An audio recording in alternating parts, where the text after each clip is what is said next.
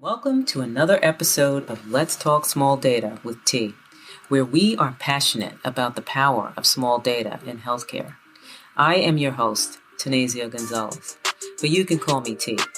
Data has certainly changed the game in healthcare. Big data has blown the roof off, but small data, now that's the future. Small data allows us to dive deep into the key insights and take quick, customized action to achieve phenomenal results in performance and quality improvement. Let's explore this today.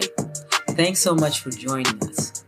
If you have any questions for me or any of my guests, feel free to reach out to me at tgonzalez@eima-inc.com. Enjoy the show. Let's go. Today, I'm so happy to introduce Dianna Rose, joining us from Queens, New York. Dianna is the CEO of Jars of Delight and founder and executive director of the Laurelton Farmers Market. She's a social entrepreneur, sustainability lecturer, and a community cultivator. Dianna, welcome to the show. I'm really excited to hear about what you're up to these days, and I'm going to ask you to show your screen.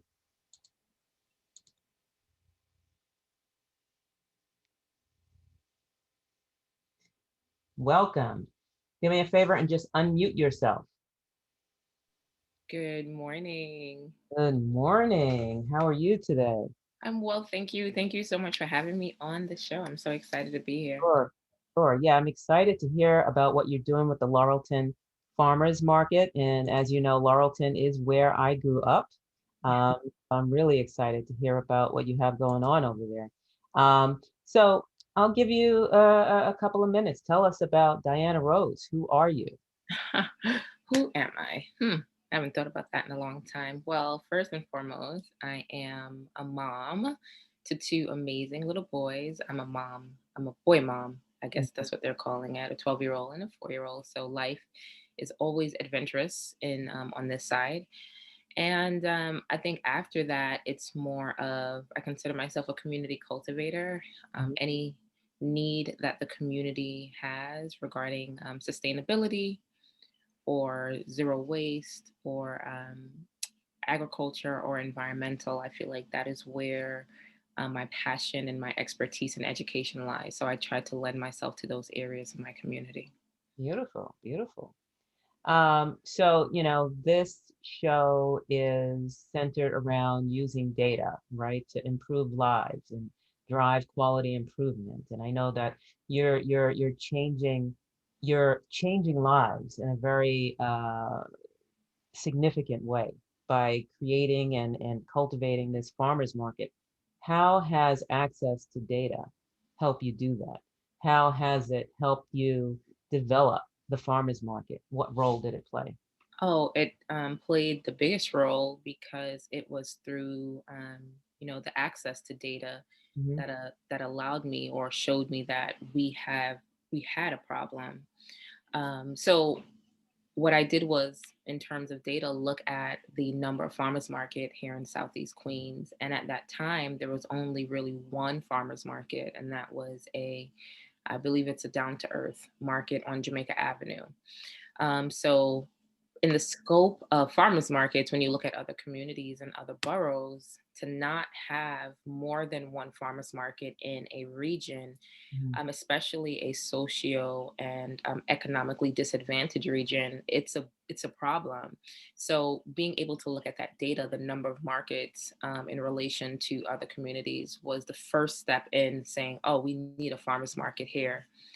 Um, so that was the first thing. The second biggest role that data played in launching the farmers market was the community desire. So what I did was, a year prior to, or maybe 9 months prior to launching the market, I put out a survey, a very simple survey, asking people if they would support a local farmers market in Southeast Queens. And the reception was overwhelming. The data that came back was overwhelming, because it wasn't just, sometimes we think about things and we think things need to happen, or this should be created or developed, but then the community and other people are like, no, we don't need that, right? So being able to have that data to support Right. not just my passion and what I knew we needed was powerful or is powerful. And so data really was the building block before launching the farmers market.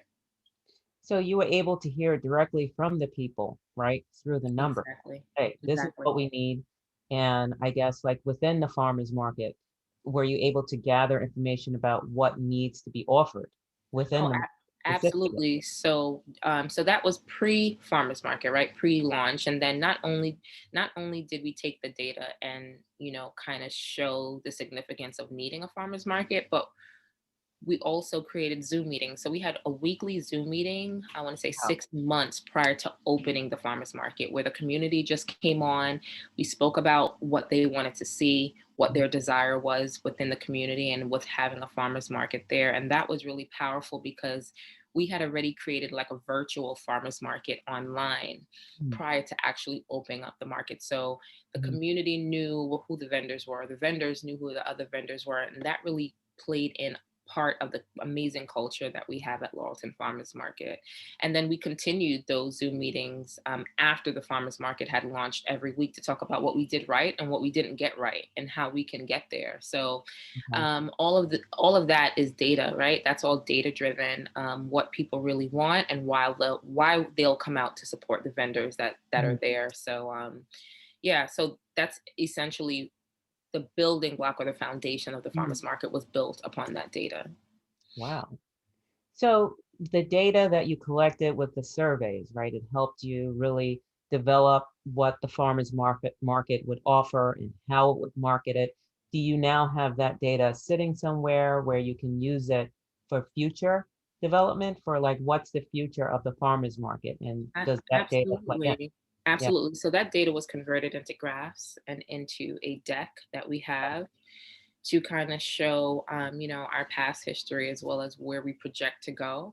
So Mhm. that's really fun, and it's really invigorating and exciting and inspiring because being able to see that data in picture form or to see it put together in a report, Right. it's so powerful. I think a lot of organizations underestimate the power of data Mhm. regarding community-led initiatives. And not only that, we're able to take that data that we created into whether it was a graph or pictorial form to pitch to sponsors. So we can say we had 20,000 market guests Right. in a relatively short time because we launched the farmers market in August, which is pretty late for a farmers market. So we're able to show how many vendors we've had or how much guests we estimated we had throughout the market. And then we also use Eventbrite for the large events that we had. So we had a youthpreneur day at the market and we had over 800 RSVPs or registrations. Wow. And, Okay. we were able to not only collect that data regarding how many people intended to show up, we also were able to take that data in terms of emails and create a Right. function email system that whenever we're having future events, we have a database and we have a following. So it's really Wow. it's just so powerful what you can really do with data and how it can drive an organization or a project. Like you said, organizations that serve the community, right, and meet the community need. If there was no farmers market, what would happen? What would be missing from the community? So a I know it's a part loaded question. Sorry. Yeah, so there are a lot of things that would be missing, right? One, it would be education. I think that's the biggest Okay. thing. Okay. So we'd miss the education about why farmers markets are considered essential businesses or essential projects. Mhm. And then we'd also miss the education in relation to how communities of color, Black and Brown communities, Mm. are always, shortchanged when it comes to access to Mhm. healthy farm fresh produce. Right. So that to me is the biggest thing, right? Mhm. Yes, it's a beautiful open space and people can come out, especially coming out of a pandemic, how important that is to rebuild community. But I Right. think it's the education as to why we didn't have one in the first place. That's the biggest thing for me. Right. And when these initiatives are not brought to the forefront, then we don't a lot of us don't really understand that there's a problem because sometimes we become desensitized to things. Mhm. So I think that's the biggest thing. So we'd miss out on the education. The second thing we'd miss out on is community building, right? It's so important to build your community within the scope of the residents that live here. So our vendors are hyper local.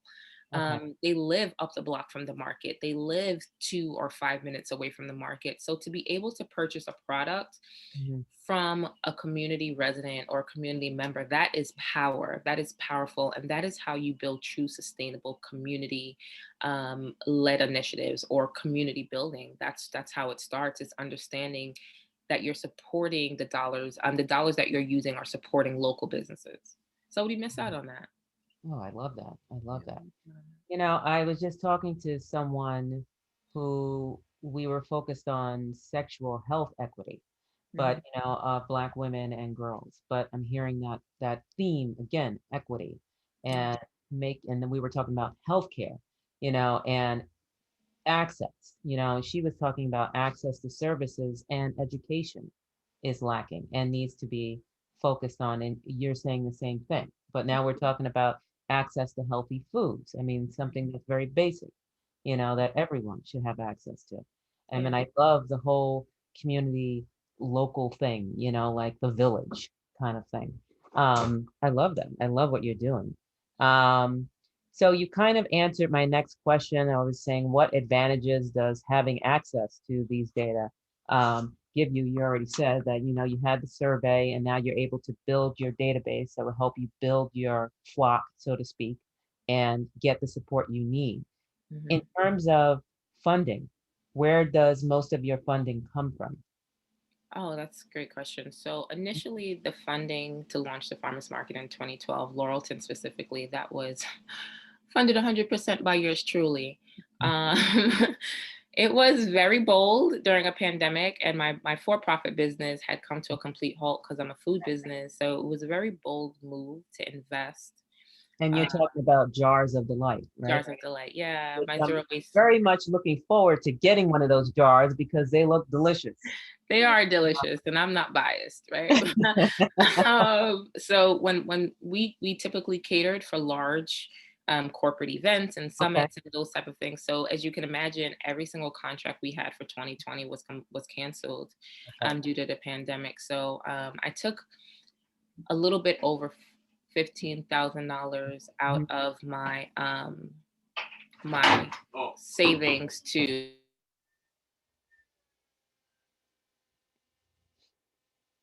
Sorry about that. It's okay. I took somewhere up to $15,000 out of my account to launch the market, and that included, the nonprofit articles and corporations and the insurance that it needed to take, and the tents, tables, and chairs, because I wanted the first launch to really be something that the community thought was beautiful and well thought out of. So it was a little bit more than $15,000 that I took out of my account to start the market. And that was really out of, the need that I knew the community had. And sometimes, unfortunately, when you're doing these projects, to source funding can be a little bit arduous sometimes, but I knew that we needed this to happen. And especially with the data that was being revealed, right, through the pandemic, that Black and Brown people were more likely to die from COVID Wow. due to underlying health conditions. That was a correlation to access to healthy food, to diet, right? So when all of those, you know, when all of that came together, it was just like, why don't we have access to farm fresh produce? So I, I'm very careful to say a food inequity, because there's food, right? We don't have a shortage of food. In fact, we have what's called food waste in this country. Oh, yeah. But we do have an inequity to access to healthy, what I'm calling farm fresh produce, right? Right. So that was one of the biggest things, looking at that data and hearing that data come across the screen every day. If you're Black, or if you were Indigenous, if you're a person of color, you are more likely to die from COVID. And that was scary. And Mhm. data also showed that Queens specifically, out of the entire country, we suffered a major, major, major loss due to COVID than any other community. So that type of data is really it's sobering, Mhm. and it just made me say, you know what, I can't wait for funding. So let me just do what I needed to do. So, and I knew that I was going to get a great return on my investment in regard to not just financially, but just being able to see our community thrive and flourish with Yeah. access to healthy and fresh produce. So that was, yeah, so that was a major thing. So initially, the funding came from me, Mhm. and then from there, the funding came from Emblem Health. They reached Okay. out to me and said, "Hey, we love what you're doing. We want to support this."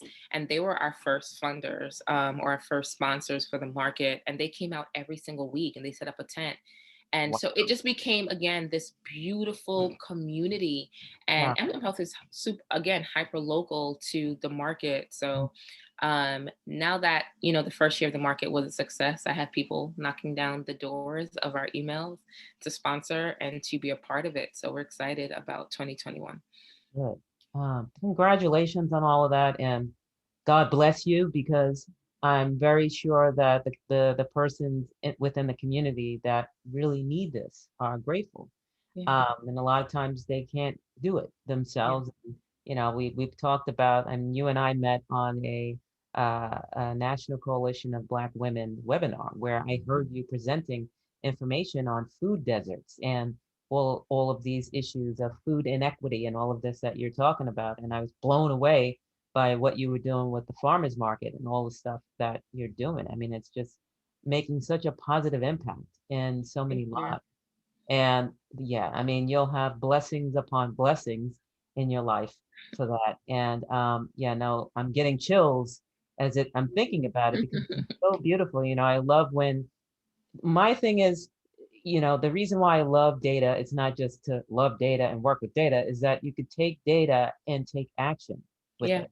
And that's exactly what you did. You took action where it was needed. And I mean, just do you have any like success stories from members of the community that have come out and say, you know what, this Laurelton farmers market has allowed me to do X, Y, Z, and yeah, if it wasn't here, this would have happened. I mean, as you were saying, access to clean, healthy foods. I'm thinking in my head, and we've had this discussion before, like foods that are closer to earth, yeah, right? yeah, Natural. The food can be your medicine yeah, so as we are suffering with this vaccine that's ravishing, everyone, we definitely need access to clean, healthy foods, which could serve as medicine to the yeah, body. yeah. Knows how to heal itself, but Yes, not if you have a diet of McDonald's or yes, Wendy's or Taco Bell or something like that, or yes, good foods are even we were talking about the supermarkets. Even if you have the supermarkets, they have a produce area, but the quality of the foods in these yeah, supermarkets are yeah, not top notch. I yeah, mean, so eh, systemic issues, right, across the board. But I love what you're doing. yeah, And it seems like it's a program that could be replicated. It's yeah, like it's a success story. It's a best practice that could be replicated in other areas. yeah, So where I am, I'm in Nassau County. So I've got Hempstead right up the way. That too is an area that yes, is impacted. yeah, Um, especially for persons of color, yeah, and the elderly, the fragile, and children. So I love what you're doing, and like I said before, I have other folks who are in the food industry, so to speak, a natural food industry that I want to connect you with that could yeah. definitely, provide great resources. Um, No, that's great. And I'll definitely take whoever you send over. In terms of replication and yeah, scalability, so I am excited to announce that we're launching our second location all right, in St. Albans in June yeah, of this year. And that is beautiful because what it is doing is just showing how sustainable this model is. yes, And then also, what it's also doing is building community. So we're calling that the St. Albans Farmers Market. And it's really strategic because There's something beautiful about community buy-in when something is named after the community that you live in. So the overall brand for the markets will be the Che Corp Sovereign Farmers Markets. So Okay. Sovereign Farmers Markets is the overall arching brand, but we are calling it St. Albans Farmers Market because we want the community to take ownership of their local farmers market. And just one or two success stories that I have just right off the that's, some things just stay with you was Yeah. one day I had an elderly couple come to the walk to the market, and they said, we're so happy that we have some place to walk to. Okay. And it's just so beautiful to know that there are these opportunities and these projects and these places within your community that you can feel, that you can really just feel so happy about going to, and it's a place that's positive and aesthetically beautiful. This plays a major role in mental health. It Yes. plays a major role in your physical health, in your emotional health, and in your community health. So that's just one. And the second story I had was this big brawling guy one time. I guess he must have recognized me from the market. I was walking to a store here on Merrick, and he's like, "You're the farmers market girl," and I'm like, "Yeah." And he goes, since I came to the market, I haven't had vegetables in over like 15 years. And I was, and for me, someone who eats vegetables almost every day, it just was like, wow, that's a big Yeah. thing. And I think he brought something like kale from one of the farmers at the market, and that's a success story to me. Right. But the Oh, biggest one, the biggest success story that I take personal was the last day of the market. I had one of our vendors come to me in tears, like literally crying and just stating that it was because of her vending at the farmers market that was she was able to pay her rent throughout the pandemic. wow. And that to me is powerful, right? Creating spaces and opportunities. And we created our own economic stimulus in our own community. So that's why we're calling it sovereign, because it's really, it is a sovereign act, right, of resistance to all the systemic issues and disparities and racisms that we face as Black people, as people of color, as Indigenous people. And that's why it's sovereign, because it is a community-led effort, right? It is us taking control of our destiny, of our health, of our mental health, of our financial health, of our community health. So that's what it is. For us, by us, right? Yes, exactly. No, that's beautiful. Congratulations on all, and please, if I can help with anything, Yes. please let me know. I definitely want to be involved, not just because, I'm a Laurelton native and very familiar with St. Albans. I love Queens, grew up in Queens, but because pretty much we discovered that we're like the same person, first of Yes. all. Yeah. It's Yeah, scary, but it's yeah, true. yeah, yeah. Yeah, we're like the same person. But we're sisters in this whole thing. So if I can do anything, please let me know. I definitely want to be involved, and I'm here to support you in your endeavors. Yeah. Um, but anyway, we are coming to the end of our time, and I thank you so much for being on the show and talking with me about the farmers market and the use of data and farmers market tomorrow. And good luck with everything. Thank you Of so much. Thank you for having me, T. As you know, course. I love data. Statistics at Hofstra was my favorite class. Okay. It still is, So thank you so much for having me. I know the power of data and the work that you're doing is amazing. So I'm so honored to have been here today. Thank you so much. Once again, I'd like to thank Dianna Rose for joining me today. I hope you enjoyed our talk about the farmers market and what she's doing with data and the power it's giving her. To my listeners, thank you for tuning in. To subscribe to the podcast, you can find us on Spotify, iHeartRadio, and TuneIn. Look up Let's Talk Small Data with T, no apostrophe. You can also look up Emma, EIMA hyphen INC.com, and click on Let's Talk Small Data to learn more about the podcast. And this brings us to the end of the program. I want to say have a wonderful day. And remember, unleash the power of your small data. It's your most strategic asset. See you next time. This episode is brought to you by Effective Information Management Assistance, specializing in healthcare small data and offering expertise that goes beyond technology. Visit www.eima-inc.com to learn more about Emma and the podcast Let's Talk Small Data with T.